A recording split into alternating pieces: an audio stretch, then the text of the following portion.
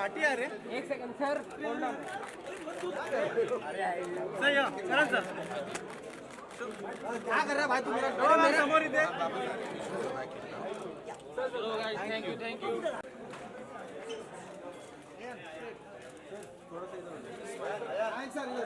अरे यार sir sir book कर दो sir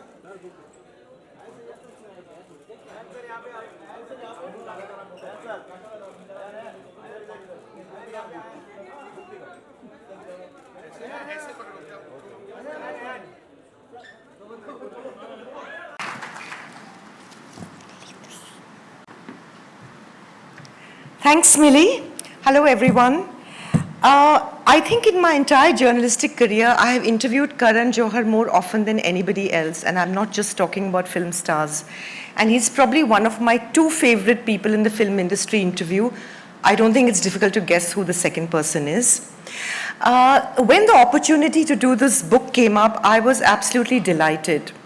So I used to meet Karan for these very long, intense interview sessions.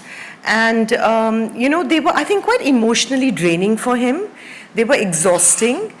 But he never flinched. And I was so terrified of losing my recordings because Karan was so busy and getting time from him was not easy. I used to make multiple backups so that if this, for some reason, went off, then I would have another one. And if that went off, I would have another one. So I think I have about 5 Karan recordings all over my house of every interview I ever did. Thank you, Millie. Good evening, everybody. When I was given the opportunity to create an imprint of my own, it was really an unprecedented honor, and I felt all my years as a writer somehow came together at that moment because there's so much trust that is invested in someone who's given that responsibility. And I like to believe that I have handpicked winners, like Karan has handpicked winners. When I asked Karan whether he'd be willing to do the book, initially there was a little amount of hesitation, but like Millie has mentioned, like Poonam has said, there's a certain spontaneity and a positive energy about him which is unbeatable. She's talked about him not acting like a celebrity. It's that very aspect of Karan's life that I find so endearing. Today, I consider Karan a cultural icon. He's not just a director of very successful films, not just one of the most. He says it in one line. He says, "My life is my life." And he says it in the epilogue very wonderfully, and he says it even more beautifully in the end. That finally he's broken through whatever those inhibitions and barriers were that stopped him from speaking his mind. He's ready to share his life, warts and all. When Poonam started on the book, and we all were so excited about it, Millie and I talked about it at length, and we said, what should the content be? What should the tone be? At the end of the day, that is your prerogative, Karan. That is every writer who puts himself out there, every person's prerogative, what they wish to share and what they don't wish to share. When I wrote my memoir when I turned 50, which was, but Karan has gone well beyond that, and he has written a book that is remarkably candid and remarkably courageous because he has shared his vulnerabilities and moments from his life, his personal life, which I honestly, I was reading and rereading the chapters as I came driving to the venue. And I felt there are 3 chapters which for me were sort of encapsulated what he's all about. One was the chapter dedicated to his father, his feelings about what happened in that hospital. Post that, when he came home, his mother, who plays a fantastic role in the book, and of course the Shah Rukh Khan chapter, also written with so much love and at the same time so much truth. There's no attempt to say, oh, it's been one fantastic journey with no ups and downs. He talks about things not always working out between 2 people who love each other dearly. He talks about love in the most amazing manner.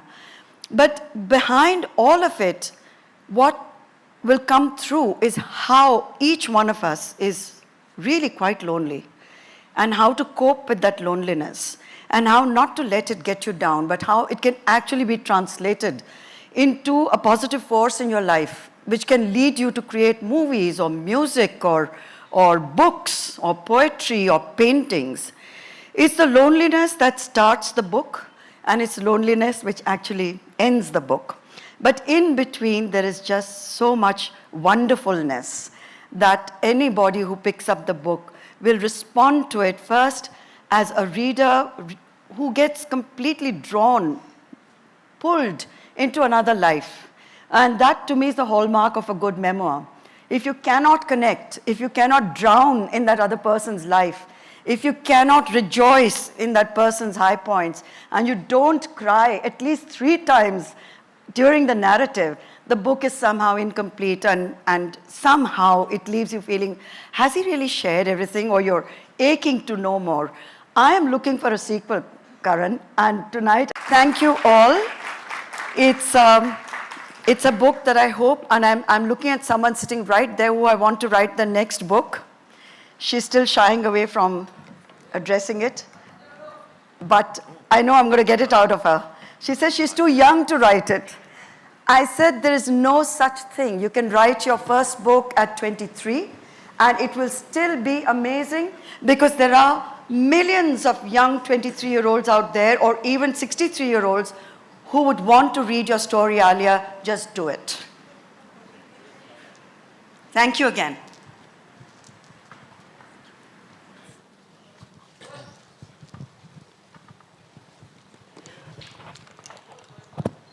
So, Karan, let's get the easy stuff out of the way right now. The easiest part of the book, right? Why is India obsessed by your sexuality? Easy. Well, that's for some reason, as I said, the word conjecture is a word I use very often on my talk show. Well, that is because when people don't have final answers, they tend to kind of, I needed to express it. And there's really nothing more to say. So I think that every answer anyone's looking for is in the book. You know, there are several moments in that book where you talk about people confronting you at airports, at parties, and saying the most gross things, the most insensitive things, and you come back to them is sassy, but also a little sad. Why should anyone have to explain any aspect of their lives at all, or defend it? I think Why? people sometimes, when you're in the celebrity zone, I think people tend to sometimes just not know what to say. Like, I feel like when they encounter you, they either tend to overcompensate and say exceptionally polite things, or they'll say the most inappropriate things to you. I think anyone who's been in the celebrity space will tell you that you'll have people come and say the most overfamiliar things to you at times. And sometimes because they think that they own you, because you're in their living room on a daily basis, perhaps because of my television exposure, or the fact that one is around and all over the place, they feel they have an ownership over you. And sometimes that allows them to kind of cross the boundary of decency. And they'll say things that are inappropriate.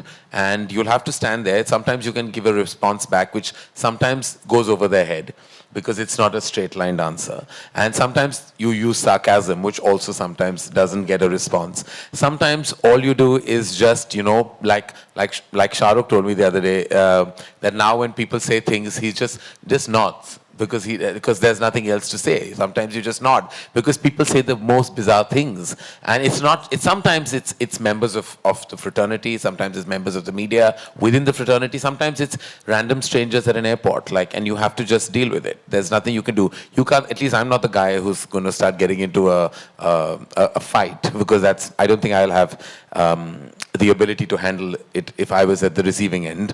So I just let it pass. May I share that one moment at the airport, which is in your book, so everyone's going to read it anyway, Right.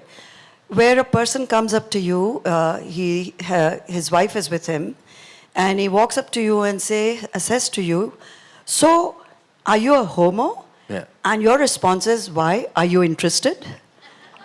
And I thought that was just fabulous. That's, the aplomb and the tight slap that probably the man warranted. Well, it was it was what came out, literally it just came out very because I thought it was an exceptionally inappropriate thing. And the wife was clicking a photograph of mine while he was asking me this question. And he asked me, patting me on my back. It wasn't just a car. It was an over-familiar pat, like as if like I had, like we had dinner last night, and he decided to ask me this question early in the morning. And it's happened to me. It's also in the book when I was on the launch of a channel, and it was an early morning breakfast interview where I was asked an inappropriate question, and I was completely shocked that we were on national television. Of course, it never made it because they realized that it was completely wrong. Fortunately, it wasn't a live telecast. But sometimes you just wonder whether people just don't have the sensitivity or the decency, or to sometimes use language to ask a question that may not come across inappropriate. There are various ways. I'm a member of the media myself. I host a talk show. And I know sometimes when you want to kind of ask something, you can circumvent it with words and vocabulary. You don't suddenly just go out there and ask in the pretense of being completely candid, or then irreverent or perhaps over-familiar. But you know, the surprising part of the book, towards the end of the book, when you talk about maybe going on to dating sites, I found that fascinating, that you went on to an elite dating site and a date was set up for you in Tokyo. And you said, why should I go to Tokyo to meet someone? How did you get onto these dating sites? I mean, that's why? a story in itself. Yeah. Sometimes you have to kind of scratch the surface to find, what's not immediately available. So there are various ways and means I think people sometimes have to kind of look at. When you're single and 44, you'll probably go through every kind of possible available opportunity. I thought that was fantastic because most people would not admit it. I would have actually liked to give the addicted, but they name. won't. It was a selective. I would have liked to give the name, but they're so exclusive and quiet and have full disclosure issues. So that's why I didn't give that information. Not that anything's come out of it, and I'm not a success story of their agency at all. In fact, I'm a rather apparently 2 out of 3 people succeed, and I'm that one who failed. You also talked about 3.5 failed relationships. 1 true love, and I think 3.5 failed relationships. You've spoken about it with a great deal of some amount of regret, but compassion, empathy about why they didn't work out. Well, they were not any relationships. They were mostly unrequited love situations, which is great fodder for a filmmaker, not so great for a personal life. I suppose that comes from your sense of indulgence and over-expectation. Sometimes you tend to expect from quarters that you know won't deliver, and that invariably happens when, and that's what I call indulgence, is like if I had a pragmatic approach to love, which is not possible with me, I would possibly have been in a long-standing relationship. But I've always desired what I know I can't have. You also talked about divorce being the new marriage. And throughout the book, there is a kind of a strand which keeps going back to infidelity. And it's like almost a semi-obsessive aspect of your creative process to deconstruct everybody's marriages and to see who's cheating, who's lying, who's living a lie. Because truly, in my experience, I think there's much ado about fidelity and infidelity. I think sometimes true emotion and relationships can go beyond those. And being a single bystander, you tend to be so close to so many relationships and marriages. And in my experience, and I say this, and I don't have any kind of, with all kinds of moral policing on my statement, I'm sure, but I don't think infidelity is a deal breaker. I don't believe it's not a deal breaker. No, I don't think so. And I feel like it's very individualistic. It's as per each one's life. And I feel like I'm not judgmental about it at all. And I'm not sure if I'm capable of complete fidelity, even if I was deeply in love.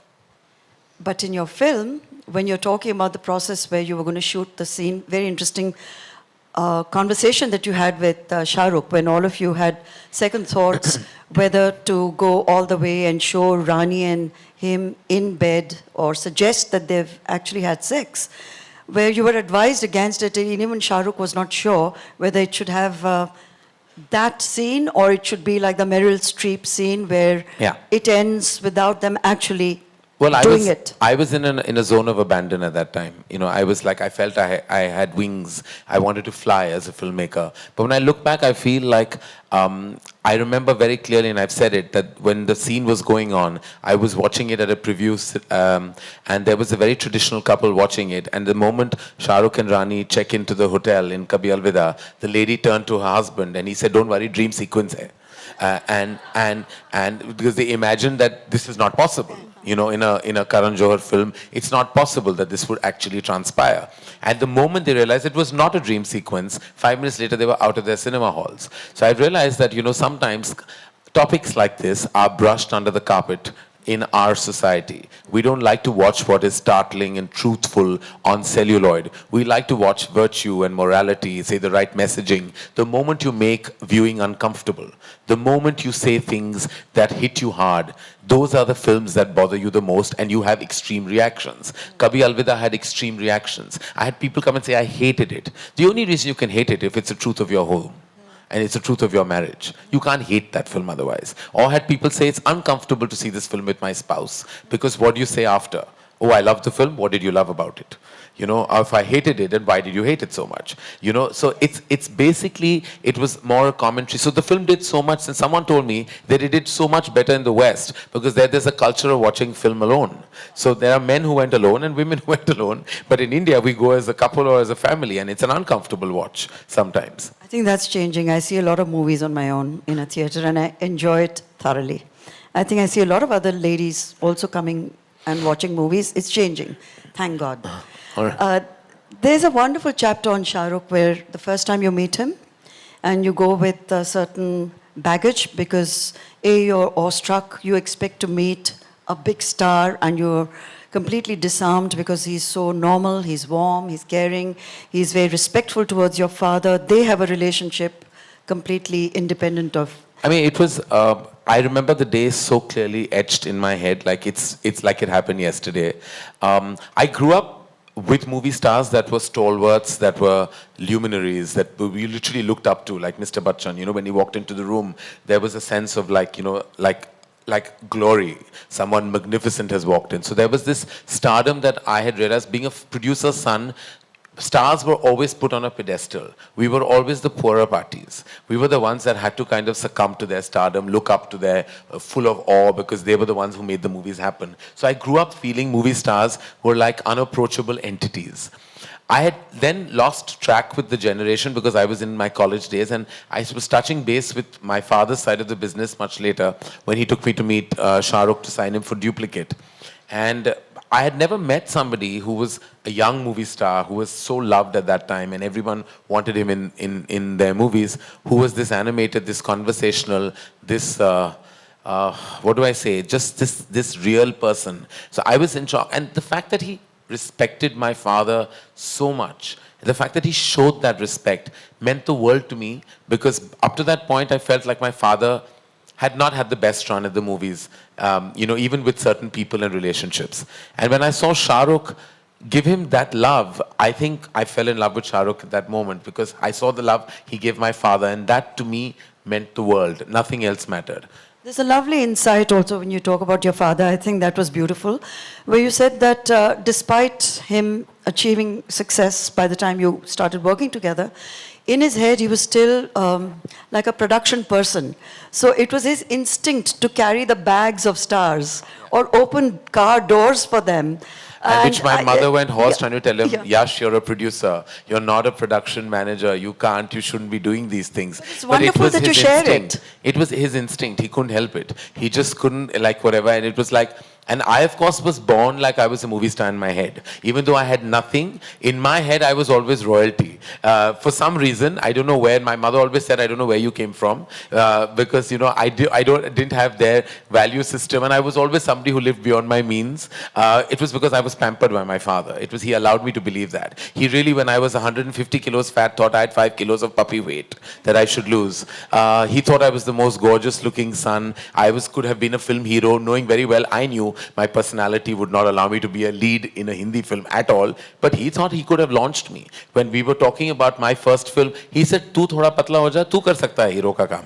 And I was like, at that point, I was like, how do I get love and balance it with delusion? Because, you know, my mother secretly, I think, always knew that I was not meant for certain things. But my father just loved me unabashedly. There's also a wonderful moment that you talk about when Kajol, who you now don't have the same relationship with any longer, but maybe you will in future, when she told you that if you want to establish you want to assert yourself on the set, just come and shout the hell out of me, just come and yell at me to show that you're the boss. And you were faking, you were faking it, she was faking it. But I thought that was very generous of her and very smart of her to think of that. You were young, you were nervous, she was a huge star, and she says, just come out there and shout at me. Yeah, And it's you did. true. It's what happened. It's what's in the book, as are many other things. Kajal, I think enough has been said about recently, especially when excerpts of the book have been out. So I don't want to say any more about the fact that we have great history. And I want to remember just the history that we've shared. This is a moment in that history of nearly 25 years of a friendship. And yeah, sometimes chapters end, books end, relationships end. But yet, you talk about when you hugged Shah Rukh at Deepika's party, and suddenly, whatever tension there may have been, melted away. That one hug, there was so much love that was exchanged, and it was all eliminated. I think there are ups and downs in so many relationships, but with Shah Rukh, it's there is deep love. There's no other way of communicating the respect and love that I have for him. And I believe that ours will be a dynamic, and ours will be a relationship, and ours will be a connect that will be forever. It's only because my love for him has only grown over the last 2 decades. My love for his family has been so constant and consistent. And the fact that I think that their home is like a home for me in this city means a lot to me and my mother. My love for him is beyond work. My love for him and his family is beyond what he and I do professionally. It really is now a soul connect. I think we were meant to meet in this world, and I think it's because of my father that we have this connect.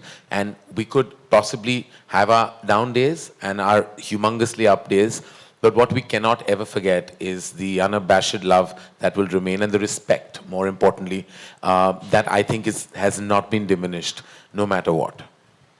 It has a lot to do with both of you being successful, very successful in your own right. You say that friendships in show business can only succeed if the two people involved are equally successful.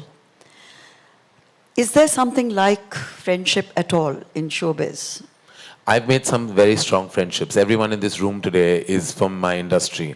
My relationships define me. We're low on family. We have very few relatives that we're really connected with, me and my mom. So most of my personal connections are my family, and they're my extended family. I've made the most amazing relationships. In fact, I say this to Gauri, that I think I'm one of the reasons what I made her love people in the movies. Because when she came in, she was so reluctant to meet people because everyone comes with baggage.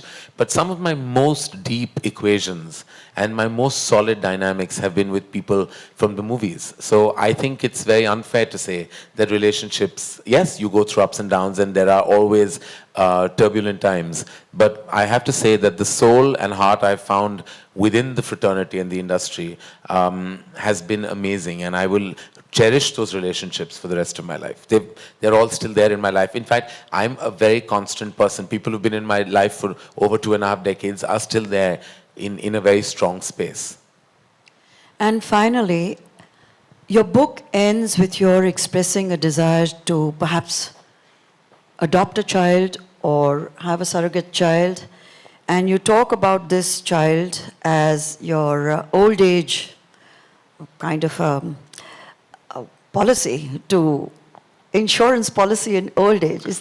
I think you have reason. I feel I have a nurturing quality in me, and I saw that most when I launched Alia, Varun, and Sid. I felt like I can't let go of them even now.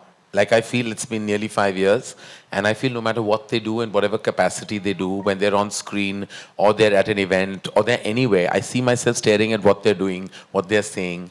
That shows that I actually have a sense, and even all the directors in Dharma, everyone in Dharma, to me, I'm maybe age-wise, say a decade apart from them, maybe more than that.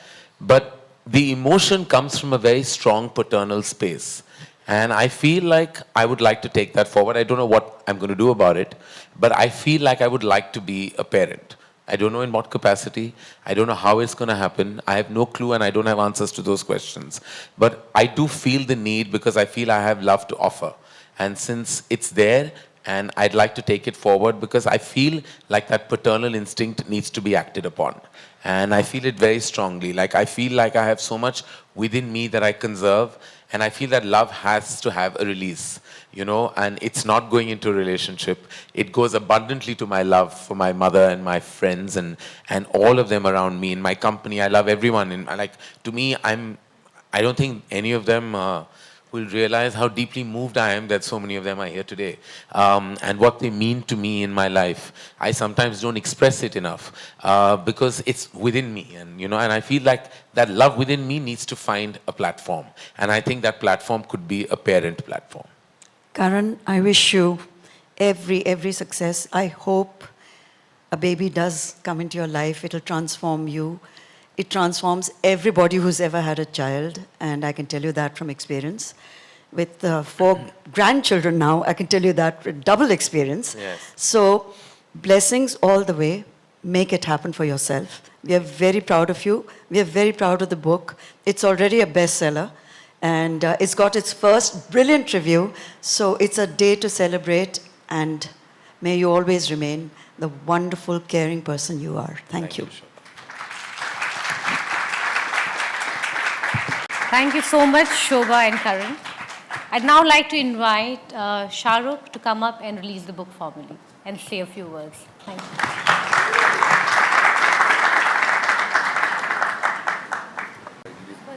Please sit down.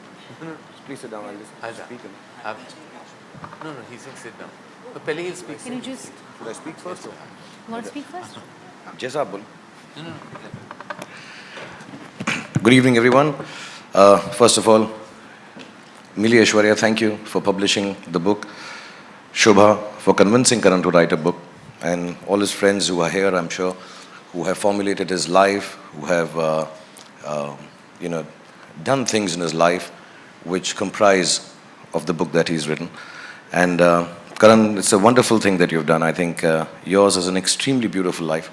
Yours is an extremely important life that people should read about. I don't know if people will learn or not, but it's important to know of your experiences. My only questioning part of this whole book is the title. I find that a little different. It could have been titled anything. It could have been titled, according to me, apart from the unsuitable boy, it could have been the good boy. Yeah, he's a good boy. If his father was here, he would vouch for it. His mother is here, she would vouch for it all the time. You know, there are very few boys who sit down with their mothers at night and discuss tele-shopping. He does that at 3 a.m. Wherever he is in the middle of a party, but he'll come back and he'll say, "Mom, मैंने सुना है वो tele-shopping network पर एक नई चीज़ आई है, let's sit down and buy it." That's a good boy. He's an intelligent boy. I think that's what the book could have been called. And intelligent not in terms of just general knowledge or Wikipedia stuff or the stuff we all read on Google, but he understands things, he understands people, he realizes situations, he walks into a room and he knows what's happening. And I find that extremely gifted. I think he has a gift from God that he can understand people and use it intelligently. And even with me, if I may say so, there are very few people who can keep up conversations with me because I'm such a genius. But really, I say that with humility and modesty. But he's been able to have conversations with me, the best conversations I've had in my life, late into nights in New York or here. Or sometimes when I'm just alone, I call Karan and say, let's just talk. He is perhaps one of the most intelligent conversationalists and speakers that there is, at a personal level, at a professional level, or at any given level. And if he doesn't know it, he can wing it really, really well. I think he's a very sensitive boy. That's what the book could have been called. And it's a personal experience because I have the inability to express my feelings. I have oversensitivity issues. I am complexed and damaged. But I realize that the only person, apart from my family now, who can give me the space or figure out how I'm feeling has been only Karan. He can make out that Bhai is angry, Bhai is sad, can't say this to Bhai. And it's not just me. I've seen him being sensitive to everybody around, from the youngest of people, his team of Student of the Year, to the eldest of them all. And he can understand what is happening in your heart, what is happening in your soul. He's an extremely, extremely wonderfully gifted, sensitive person. The book could have been called The Brave Boy. And I say this with vehemence and conviction because Karan is different. He's extremely different. And not just in the unique sense. He's different. And it's difficult being different. Especially in our country, in the world we live in, the society that we have to face. He's just different. And to achieve what he has done, with the gusto that he's done this, with the aplomb that he's achieved this, is even beyond the greatest of achievements. Because to be different, and to do and be accepted, and to run wild and free in this world is a very, very special thing. I know him very personally. I haven't read the book. I don't know how much of the difference comes out in this book. But he is a different boy. He is a unique boy. And last but not least, when I say this, he is genuinely an extremely brave boy. And he's all of these put together. He makes a very special boy. To me, Karan Johar will always remain the most beautiful boy that I've ever seen in my life. And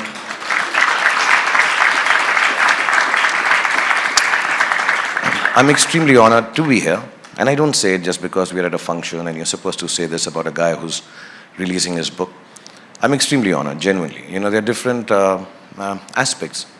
You think of yourself, when I was young, I thought if I get an X amount of awards, I would have arrived. If I got an interview with so-and-so journalist, I have arrived. If I made it to the cover of a magazine, specific one, oh, I have arrived. I genuinely believe 25 years of work, 51 years of age, I truly, truly, and I thank you from the bottom of my heart for this, I truly believe my children, my wife, and myself, we truly have arrived because I have a full chapter in your book. So thank you so much. God bless you. And may Allah give you happiness, health, goodness, children, many of them, and everything that you ever wanted. God bless you and thank you for calling me here and giving me such an honor. Thank you.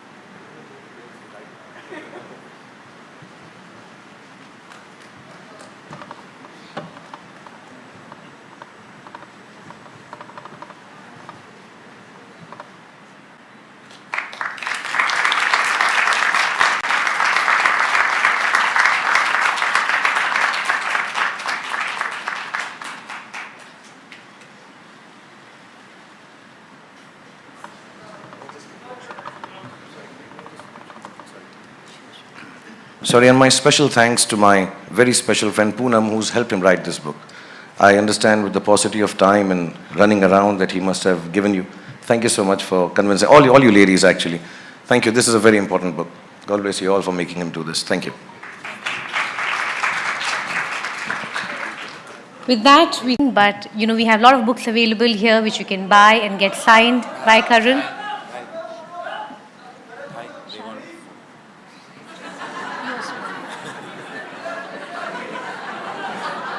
And more pictures that you can take. Thank you. Thank you all of you for being here.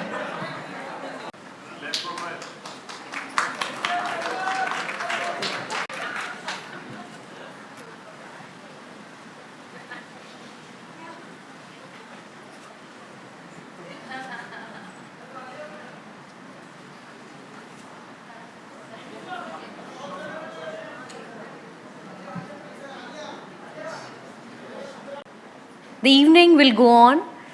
Karan is a beautiful boy. He's also a very nice boy. He'll sign copies, Yeah.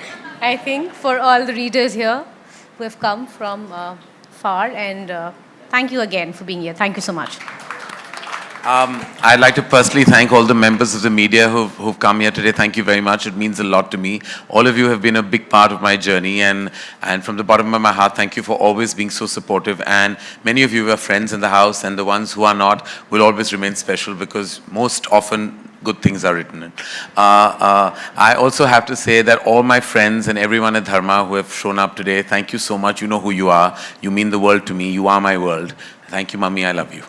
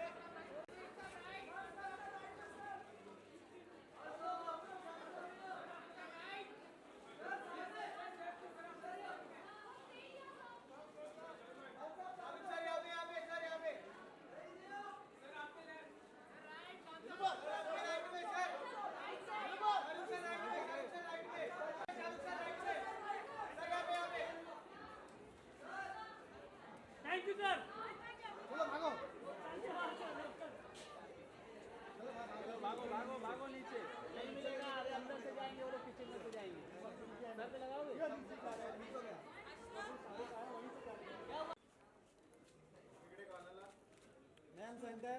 Ma'am center. Ma'am center. Ma'am.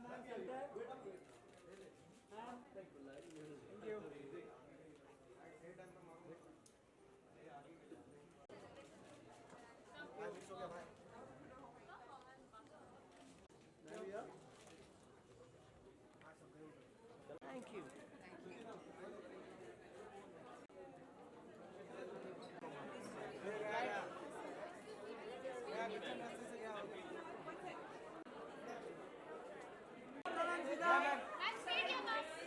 Ma'am यहाँ पे ma'am यहाँ पे straight ma'am straight straight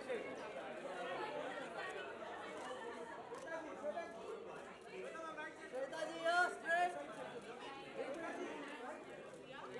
madam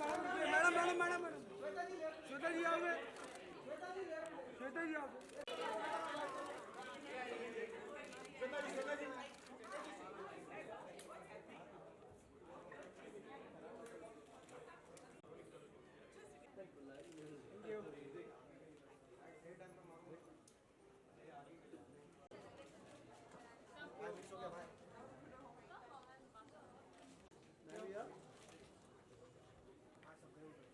Thank you.